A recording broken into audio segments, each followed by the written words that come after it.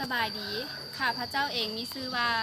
นางน้อยสอนดาวันสาขาครูฟิสิกส์ศาสตร์ปีหนึ่งมื้อนี้ข้าพระเจ้าจะมาทดลองเกี่ยวกับการหักของแสงเนาะอุปกรณ์ของเราจะมี1เกียร์ที่เราแต้มเป็นลูกศร2จอกแก้วเปล่าเนาะและ3เป็นน้ำจุดประสงค์เป็นเพื่อซอกหรือว่าเพื่อเรียนรู้เกี่ยวกับคุณสมบัติของการหักของเรามาเบิ่งการทดลองคือ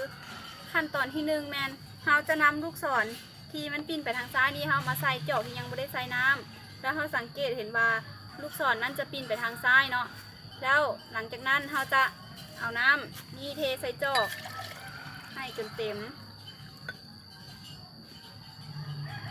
แล้วเรามาสังเกตเบิ่งลูกศรมันจะเป็นจังใดมันจะปีนกับคืนมันบอปีนกับคืนไปทางกำขวาเนาะ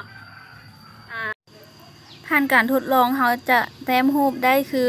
แต้มรูปได้ดังนี้เนาะซึ่งเขาจะมาอธิบายเลยว่าเขาแต้มรูปได้จังใดคือวงมนนี้จะเป็นเขาสมเทียบให้จากการทดลองเป็นเขาสมเทียบมันเป็นจอกและ R นี่แมนรัศมีของจอกและ F ขีดแมนเครื่องกลางของรัศมีจอกกระจายออกเป็นระยะสูงของรูปซึ่งจอกนะบรรจุในน้ำกลายเป็นเลนก็คือเมื่อ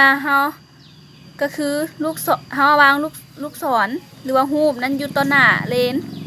จอกก็จะกลายเป็นเลนสวด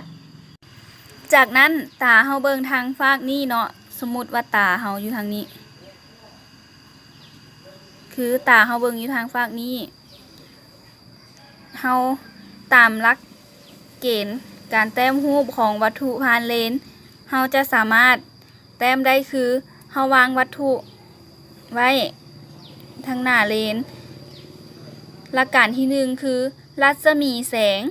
ขนาดแกนต้นเนาะขนาดแกนต้นอันนี้ก็แม่นแกนต้นอันนี้รัศมีแสงขนาดแกนต้นเมื่อผ่านเลน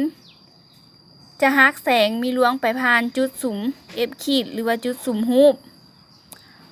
หลักการที่2รัศมีแสงไปผ่านจุดสุม F หรือว่าจุดสุมวัตถุ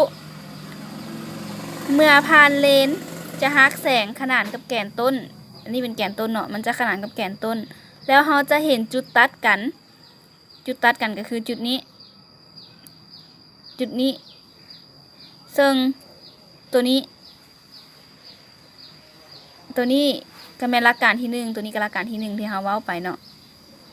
มานี่จุด A ที่ตัดกันมันอยู่นี่และจุด B ที่ตัดกันอยู่นี่เราก็จะหมายตัวนี้เป็น A ขีดและตัวนี้เป็น B ขีดทางฝาก B ขีดนี่มันเป็นลูกศรเราก็หมายลูกศรใส่เจ้าเนาะผ่านการทดลองไปแล้วนั้นเราก็จะมาสรุปผลการทดลองก็คือจากผลการทดลองเราจะสังเกตเห็นว่าเมื่อเราเอาน้ำถอกใส่ในจอกแก้วที่บนทันมีน้ำนั้นเนาะเราจะสังเกตเห็นว่าจากลูกศรที่ไปทางเบื้องซ้ายนั่นจะปิ้นกับพื้นไปทางเบื้องขวานั่นก็เพราะเกิดจากการหักของแสงและการหักของแสงก็แมนการเปลี่ยนแปลงแมนการเปลี่ยนทิศทางของแสงเมื่อแสงเคลื่อนที่จากบริเวณแวดล้อมหนึ่งไปหาอีกบริเวณแวดล้อมอื่นที่มีความหนาแน่นแตกต่างกันนั้นสาเหตุที่เหตุให้เกิดมีการหักแสงนั้นเนื่องมาจากอัตราความไวของแสงในแวดล้อมทั้งสองนั้นแตกต่างกันเนาะเจ้า